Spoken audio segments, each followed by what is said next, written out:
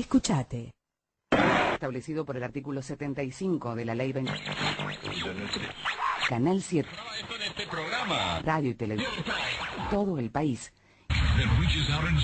Presidenta de la Nación, doctora Cristina Fernández de Kirchner.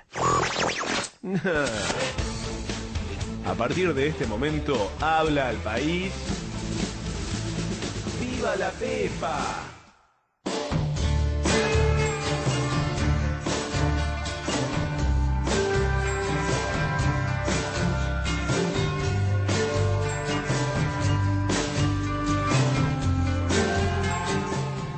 Tenemos en línea a Andrés Gil Domínguez, que es abogado constitucionalista. Hola Andrés, ¿cómo estás? Nico Yacoy, buenas tardes.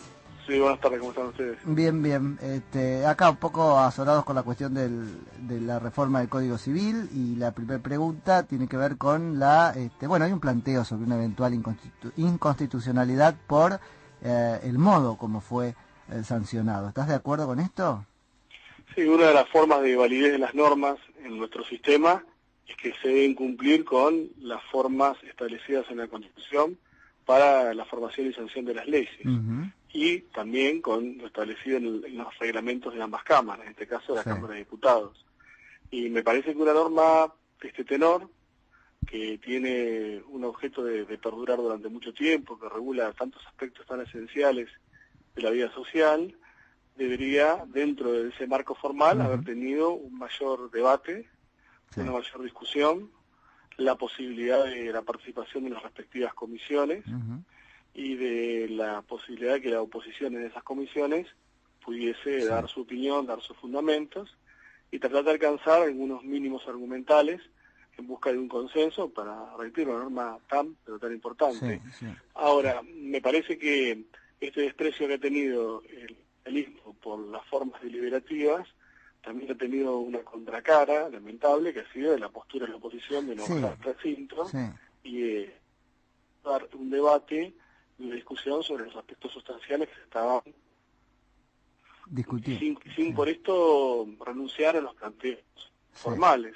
Esto sería importante, Andrés, por ejemplo, para una cuestión interpretativa, se puede también para la interpretación de los artículos después a las actas de la discusión en el Congreso.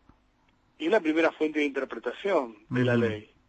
El texto, cuando el texto de la ley no es claro, cuando el texto de la ley, en un caso concreto o para ser explicado en cuanto a su constitucionalidad, deja alguna duda, la primera fuente de interpretación es la voluntad del legislador. Entonces me parece que no solo el legislador de la comisión redactora o de la comisión bicameral. El más importante es la voluntad del legislador en el recinto cuando se debatió la norma. Bueno, este costado no se publicó lo suficiente. La oposición, para hacer un gesto, el precio de ese gesto fue que abdicó de poder ser en parte intérprete originario de esta norma. Entonces acalló su voz.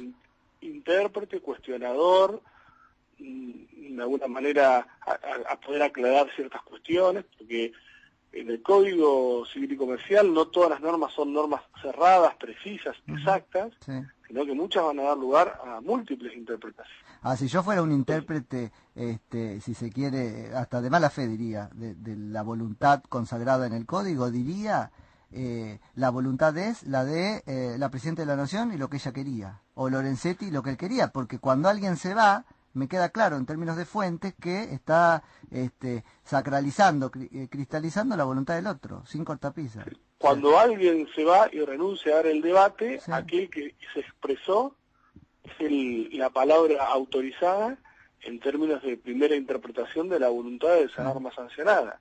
Me parece que no fue muy inteligente por parte de la oposición que frente a esa falta de compromiso deliberativo por parte del gobierno, ese desprecio por la democracia constitucional, sustancial y argumental por parte del gobierno, la oposición haya contrapuesto el mismo ejemplo, porque no hay diferencias entonces. Sí, a mí me queda como enseñanza que el principio rector de cualquier interpretación es lo que quiere Lorenzetti.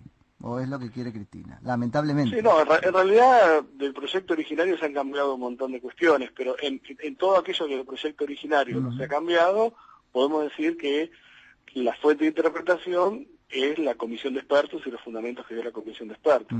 Ahora, todos aquellos temas que se cambiaron, se modificaron, la fuente de interpretación va a ser el debate en el Senado y el no debate en diputados. Claramente. En este punto, y salimos de este tema, porque en realidad es especulación política, pero digo, ¿hubiese sido más inteligente dar el debate e incluso votar en contra? Digo, o incluso votar a favor, pero con un argumento en contra. Y hubiera sido mucho más inteligente y mucho más productivo para la construcción de una democracia deliberativa, argumental, sustancial, donde lo importante más allá de las formas son los argumentos que se exponen en la interpretación de las normas que se están sancionando. Pues si no, uno se encuentra después con incongruencias como la del artículo de hoy de Lustó, no sé si lo leíste, que te dice por un lado, es absolutamente inconstitucional, por eso me levanté, y termina con un ojalá nadie lo cuestione. ¿Cómo ojalá nadie lo cuestione si es inconstitucional? Sí, bueno, porque hay hay como dos planos de la validez. Hay una validez formal, la validez que está centrada en el cumplimiento de las formas de producción del derecho. Sí.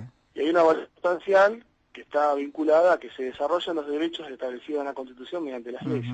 Sí. Entonces me parece que esto fue lo que lamentablemente la oposición no pudo observar, que se puede cuestionar la validez formal, y esa validez formal se la puede llevar a su cuestionamiento hasta la Corte Suprema de Justicia.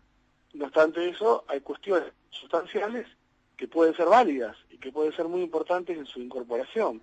Y que una cosa no quitaba la otra, que podíamos ir manteniendo el cuestionamiento formal hasta la Corte Suprema de Justicia si quieren mantenerlo, pero después sustancialmente la interpretación de todas las normas que se estaban incorporando para dar su versión, para dar sus argumentos y para que eventualmente el día de mañana un juez cuando tenga que explicar tuviera varias fuentes de interpretación. Lo voy a decir porque si no me lo voy a quedar y me va a hacer mal, pero es que para eso hay que poder hacer dos cosas al mismo tiempo, ¿no?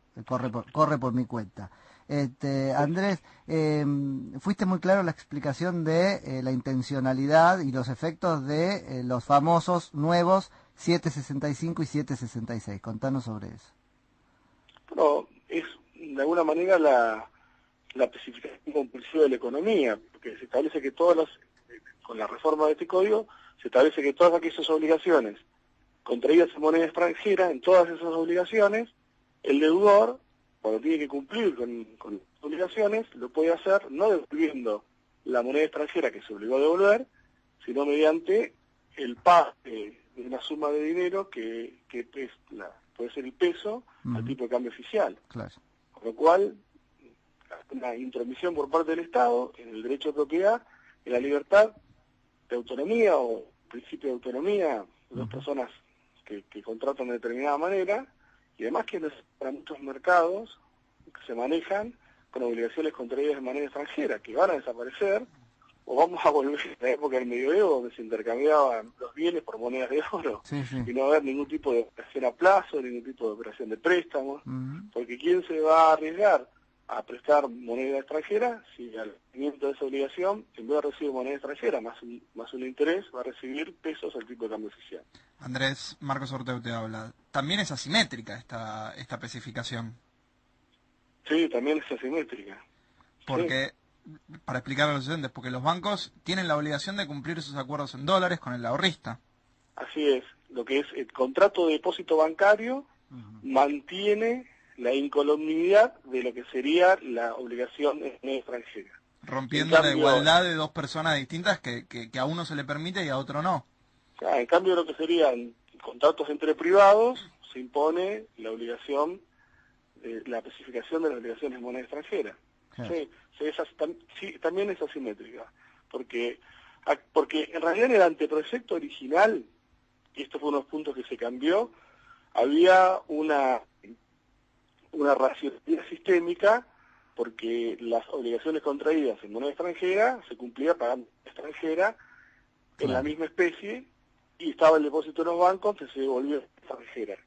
Ahora, cuando esto va al Ejecutivo, después pasa por el Senado, modifican las obligaciones, pero no modifican lo del depósito bancario, cual queda en una situación de especificación asimétrica. Nuevamente, tanto que no quieren volver al 2001, y en esto hemos regresado al 2001. Es exacto. En varias cosas esto es absolutamente cíclico, ¿eh? En varias cosas quedamos después de la década ganada en el mismo lugar en que empezábamos, o bueno, no sé, peor, pero no es el único aspecto. ¿Se puede tachar de inconstitucionalidad una eventual especificación asimétrica? ¿Y qué suerte corrió planteo similar después de Duhalde? Sí, creo que los planteos de constitucionalidad pueden ser en abstracto, pueden ser en un caso concreto. En abstracto, yo tengo serias dudas sobre la constitucionalidad de esta norma, porque, bueno, inculca el derecho de propiedad y el principio de autonomía en términos de la libre contratación.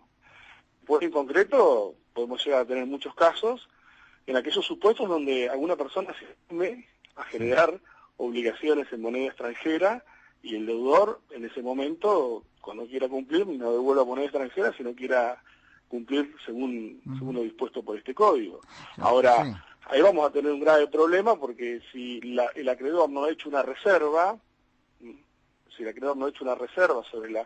sobre la constitucionalidad de esa norma, yo no la comparto, pero hay toda una postura que dice que aquel que no ha hecho una reserva y de alguna manera se ha sometido a ese régimen después no lo puede cuestionar. Pero viniendo del kirchnerismo hay que hacer esa reserva en todo, porque la verdad que acá la intención de fondo es robarnos una reforma del espíritu constitucional, sino de la constitución del espíritu constitucional en las leyes inferiores.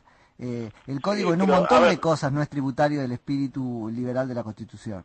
Pero va a ser muy difícil que, por ejemplo, el mercado de préstamos privados siga funcionando plenamente. Va a ser muy difícil porque... Y también en transacciones, también quizá en transacciones más simples como una reserva en la compra de un departamento, porque la reserva... Sí, o un boleto de compraventa, claro. O un saldo de precio. Porque normalmente se firman en algunas monedas que no es el peso. Después cuando vos vendas te va a ser complicado. Va a ser una pregunta que no soy abogado, pero se escuchó bastante, es que cambiaba el foco del código, básicamente en el cual el Estado podía intervenir contratos entre privados. ¿Puede ser así? No. Bueno, esta es una gran intervención. Es una intervención, pero ¿alguna más? No, en realidad lo que se sigue manteniendo como límite a los derechos es una fórmula que ya la Corte Suprema de Justicia descartó en un caso que es el caso de Alip, que es que el límite a la justicia, a los derechos y a los contratos es el bien común, la moral y las buenas costumbres. Sí. Y eso es una forma decimonónica, estatalista, mediante la cual de alguna manera se impuso el monismo moral, y que la Corte Suprema de Justicia descartó en el caso de Alip, diciendo que el bien común es la plena satisfacción de todos los derechos y que cuando hay un límite a un derecho solamente puede surgir de otro que tenga más peso, que valga más en un caso concreto. Seguir repitiendo esto de el bien común, la moral, las buenas costumbres. Bueno, pues la incidencia colectiva como concepto, por ejemplo, en el derecho de propiedad. No, porque eso estaba en la Constitución. Nosotros tenemos un sistema en donde conviven con una jerarquía priorística similar los derechos subjetivos, los derechos individuales con los derechos colectivos. Así que eso viene de nuestro sistema. Ahora, lo que ha hecho este código, a diferencia del anteproyecto, es de alguna manera retasear los alcances de los derechos colectivos, de las acciones colectivas, tal cual en un famoso caso y muy importante, que son los más trascendentes del 83 o por lo menos del 94 a la fecha, es el caso Alavi. Entonces se desarrolló todo el sistema de derechos, los derechos colectivos y todas las acciones colectivas de tutela. Y este código, el anteproyecto, tenía de alguna manera la cristalización de esa jurisprudencia, y la sanción de este nuevo código ha recortado terriblemente estos derechos colectivos, que son muy importantes porque le sustraen al Estado la titularidad de lo colectivo, del interés público, lo pone en cabeza a la sociedad. Eso es muy importante. Cuando en su momento analizábamos el proyecto, ¿no? Y hablábamos acá de la incidencia colectiva como tal vez cortapisa del derecho de propiedad, decíamos eso, se había empezado a demonizar el derecho de incidencia colectiva, pues lo veíamos colonizado por el Estado ahora, cuando en realidad siempre fue lo contrario, es una limitación al poder del Estado. Claro, pero tenemos que celebrar el derecho de incidencia colectiva. Ese era uno de los grandes adelantos de la jurisprudencia de la Corte, es uno de los grandes aspectos que presentaba el anteproyecto, que ponía lo colectivo a cabeza de la sociedad titularizando lo colectivo como un límite al Estado. Claro, al Estado, no al individuo. Ha sido unos grandes avances del constitucionalismo frente al derecho administrativo.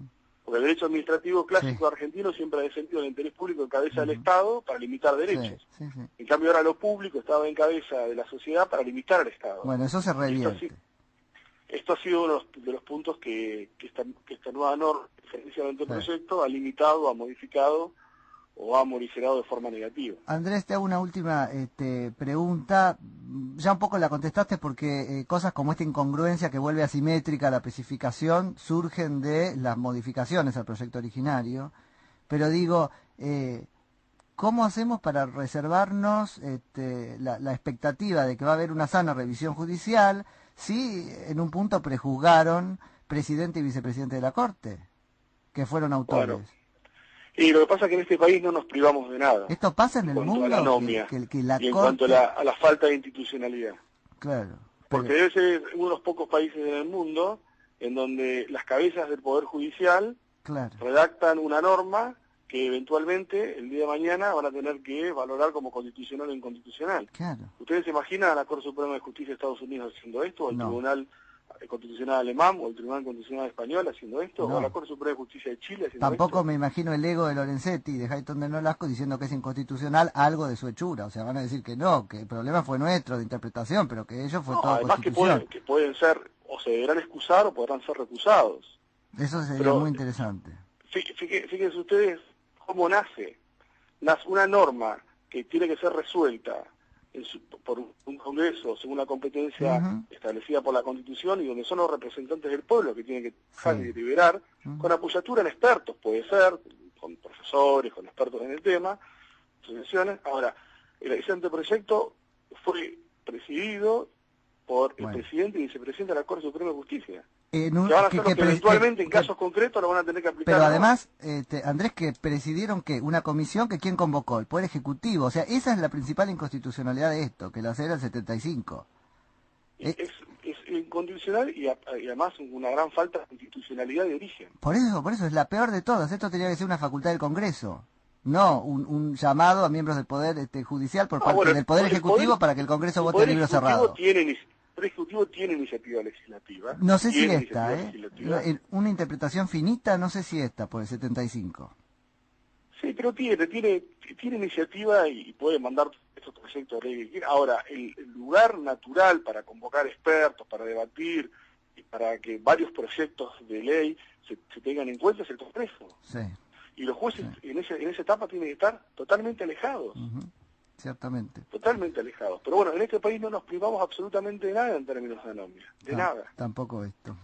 Andrés, te agradezco muchísimo por esta charla. No, gracias, tengamos buenas tardes. Un abrazo grande.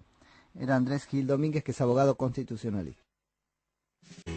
Buenas tardes, para Viva la Pepa. Para el Código Civil y Comercial, la supuesta oposición se retiró del recinto y no debatió. ¿Es lícito?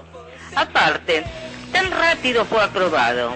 ¿Fue bien estudiado y considerado? Me suena a burla. Gracias, Merle de Viva Ballester.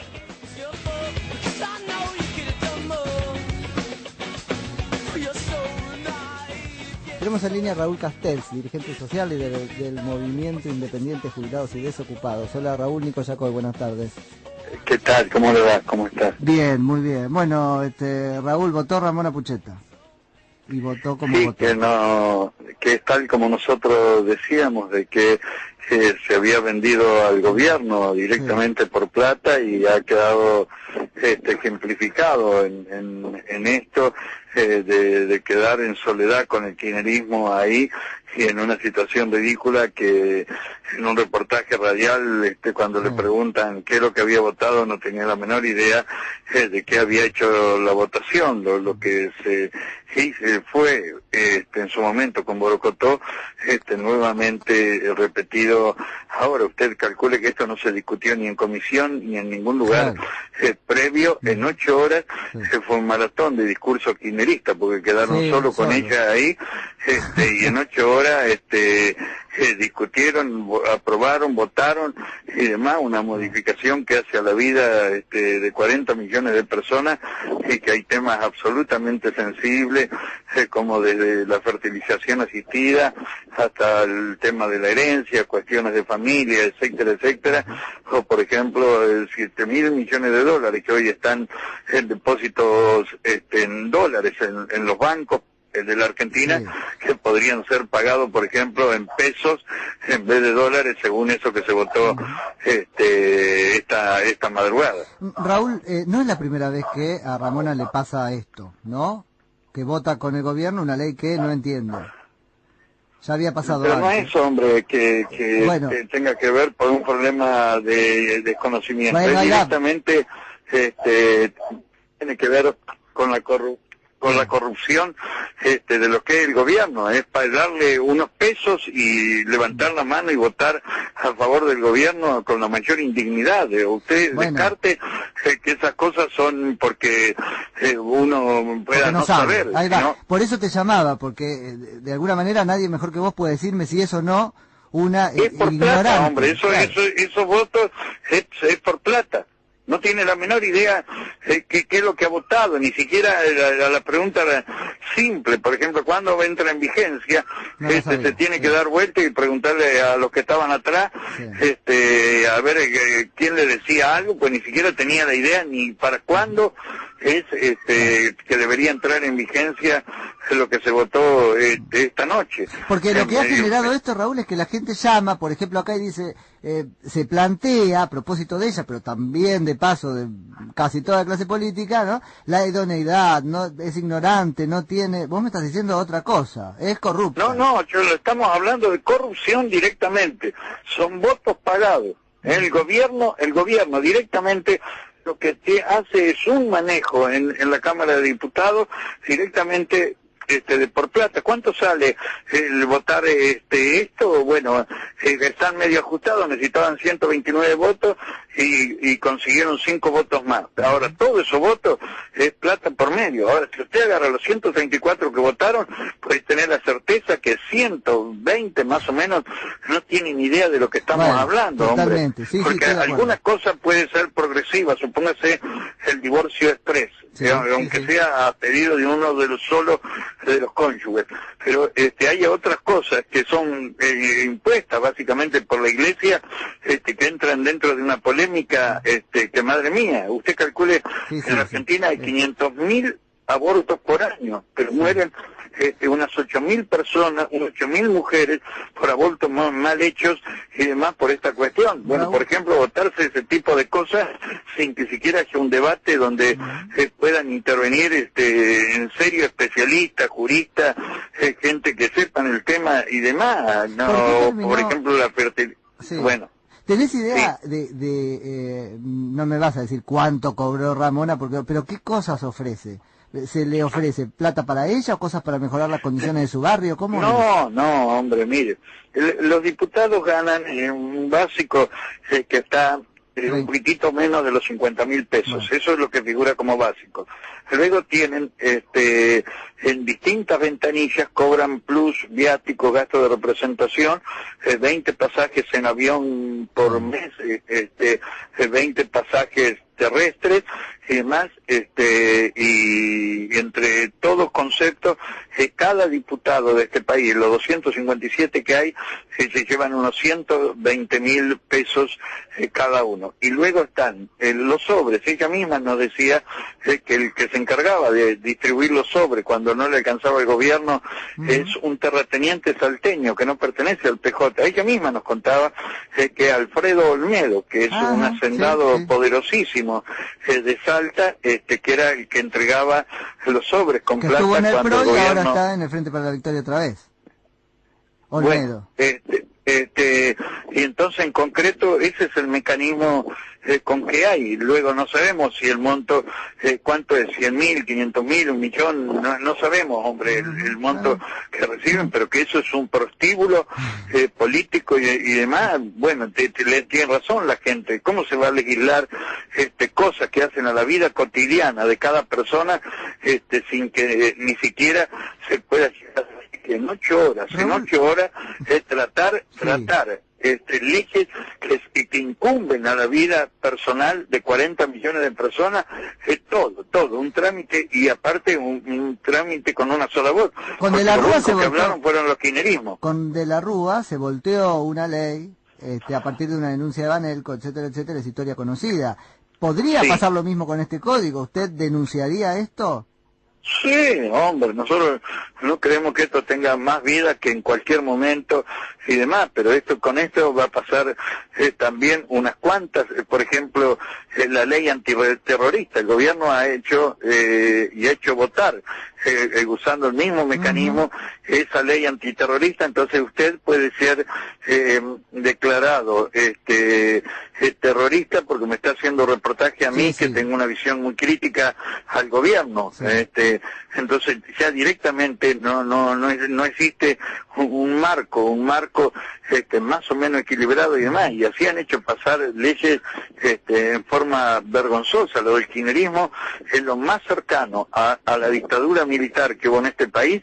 Después de eso el gobierno que más se ha arrimado a posiciones totalitarias, antidemocráticas y demás, es este gobierno. Sí. Raúl, en su momento me acuerdo que lo discutimos mucho en una nota, etcétera, etcétera, porque a mí me parecía que era una interpretación correcta. ¿Por qué terminó Ramón Apucheta en esa banca y no usted? Bueno, puntualmente ahí, a partir del kirchnerismo y de los servicios de inteligencia y la CIDE, tenía que asumir yo la banca porque era por el cupo que estaba Ramona, era ahí. Y en una diputada que trabaja para el kirchnerismo, que está en el PRO y que se llama Laura Alonso, es la que motorizó esto, era la desesperación del kirchnerismo y curiosamente una diputada del PRO era la que organizaron esto como para impugnando mi pliego. Tenga en cuenta pero que... Laura es como muy defensora de estas cosas, digo, por ahí lo hizo, terminó siendo funcional, pero no sabía hombre, que... No, olvídese que fue por amor estas cosas. Ellos tenían clarito que si estaba yo en el Congreso era un tema para ellos delicado, que íbamos a levantar la voz defendiendo montones de reclamos democráticos y que con nosotros iba a ser inútil este tema. Y mire a quién preside la Comisión de Poderes, es decir, los que acreditan a los diputados y demás, Carlos Kuhn, que resulta que un comandante de Montoneros que ha matado un montón de gente en este país, como Carlos Kunkel, él el que proscribió que yo, que no maté una gallina en mi vida y que soy socialista de toda la vida, que no tengo antecedentes penales por haberle hecho una sola maldad a uno y demás, un asesino como él es el que proscribió que yo pueda asumir la banca. Raúl, sobre la militancia de Ramón Apucheta, digo, tiene varios caminos caminado con usted, ¿verdad? ¿Se siente responsable de que no haya aprendido que hay cosas que no tienen precio y que no hay que aceptar un sobre? Y que... No nos sentimos como culpables de esto. Mire, Jesús tenía 12 personas y uno de ellos, que era su comité central, esos 12, uno de ellos, cuando le dijeron, ¿por qué no lo entregas a tu jefe? Y le ofrecieron 30 monedas, arregló. Pero además había un problema, que los soldados no sabían quién era el jefe de él, y demás, y entonces le plantean ese problema. Entonces le dice, bueno, miren, al que voy y saludo con un beso es ese. Y entonces se acercó a donde estaba Jesús, y lo saludó con un beso, y ahí lo agarraron y lo terminaron matando del gobierno a ese hombre que no había hecho ninguna otra cosa que predicar una idea que puede ser aceptada o no por cada uno de los oyentes, pero por 30 monedas lo directamente lo hizo matar.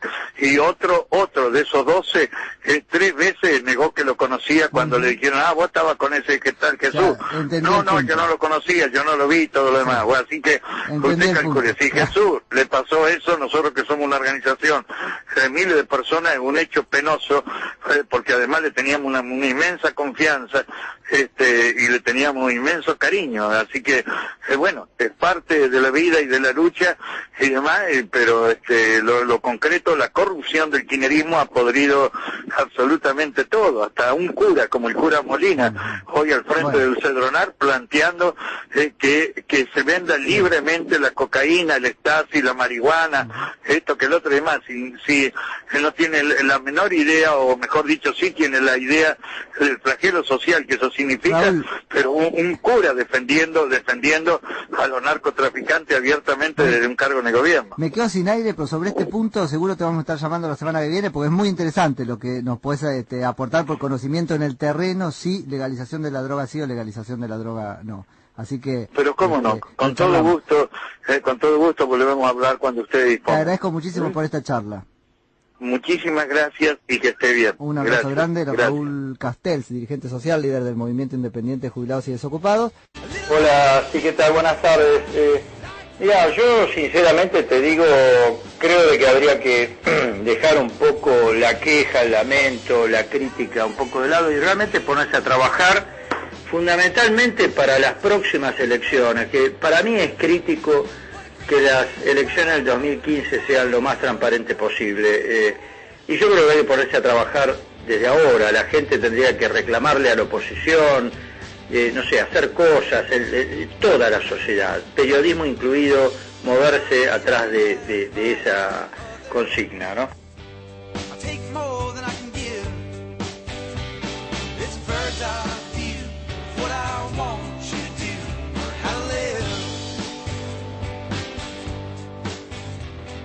Tenemos en línea a Claudio Chiaritini, periodista, politólogo, analista político. Hola Claudio, Nico Yacoy, buenas tardes. Hola Nico, ¿cómo estás? Muy buenas tardes, gracias por llamar. Claudio, qué lío, ¿no? Sí, no, lo que estaba mal está peor, Eso. Dado que la única fuente de racionalidad que quedaba en el gobierno, que es el titular del Banco Central, Juan Carlos Fábregas, se ha ido.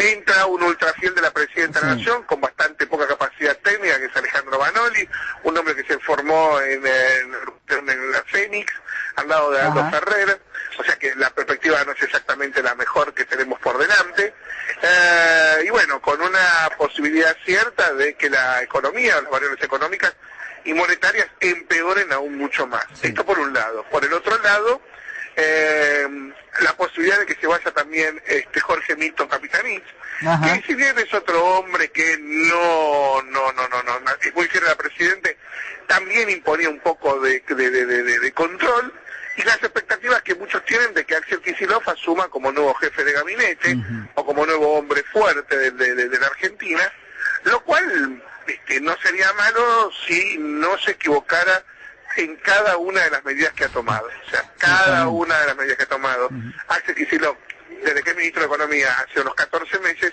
ni más ni menos han empeorado la actual situación macroeconómica. Así, entonces, el escenario que podemos existir era malo, ahora es peor. Es peor. A ver, es un error, las medidas son malas porque son tributarias de un sistema ideológico que es errado, digamos, ¿no? Entonces, no, porque no responden a las necesidades. O sea, hay cosas que en economía no se discuten. O sea, no podemos decir que la inflación tiene como única causa la emisión descontrolada de moneda, pero la emisión descontrolada de moneda es uno de los factores preponderantes para impulsar la inflación. Es decir, negar esto en economía ya es no saber economía. Entonces estamos hablando de que no puedes negar la actualidad, punto número uno. Punto número dos, negando no la actualidad, hay cosas que vos no podés dar, no podés decir que, está bien, el INDEC nos dice que la actividad económica cae durante 13 meses seguidos, pero la alimentación y la bebida están en sus valores más altos desde de la historia. ¿Pero qué tiene que ver eso? Lo que pasa es que la capacidad productiva no ha aumentado porque no hubo inversión en esos sectores. No es que estamos en los máximos de consumo. La gente consume menos, pero como consume menos, la capacidad no ha aumentado. O sea, Claudio, que porque a esta era mi pregunta, ¿es porque no saben, porque no entienden, porque están cegados ideológicamente? Como dijo Raúl Ricardo Alfonsín, no saben, no pueden, no quieren. Pero no es porque quieren explotar todo para irse a, no sos tributario de ese análisis.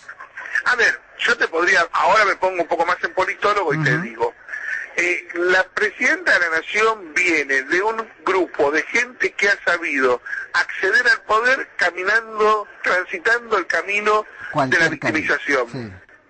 O sea, saben convertir en poder ser víctimas.